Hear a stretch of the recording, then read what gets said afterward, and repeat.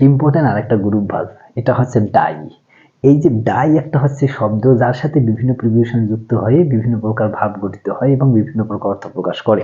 দেখো এবার আমরা জানবো যে ডাই মানে কি। ডাই মানে মারা যাওয়া। ডাই মানে কি? ডাই মানে মারা যাওয়া। এবার দেখো বিভিন্নভাবে মানুষ মারা যায়।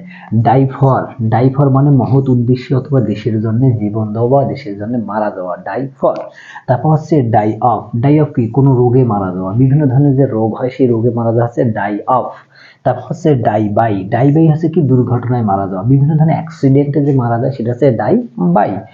Die from. ডাই ফ্রম হচ্ছে অতিরিক্ত কিছু করার জন্য মারা যাওয়া, অতিরিক্ত খাওয়া দাওয়া, অতিরিক্ত হচ্ছে যে পরিশ্রম করার জন্য যে মারা যায় সেটা হচ্ছে die from. Die in. Die in হচ্ছে কোনো নির্দিষ্ট একটা পরিস্থিতিতে মারা যাওয়া, যেমন মানুষ ঘুমের মধ্যে মারা যায়, এটা হচ্ছে ডাই ইন। এটা কি? Die in.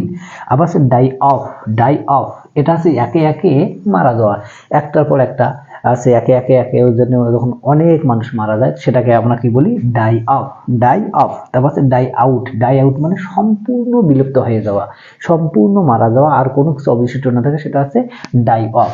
তার মানে এই ডাই ভাব দিয়ে বিভিন্ন ধরনের যে আমরা গ্রুপ ভাব তৈরি করলাম এগুলো বিভিন্ন অর্থ প্রকাশ করে। ডাই দিয়ে এই যে গ্রুপ ভাবগুলো বিভিন্ন অর্থ প্রকাশ করবে।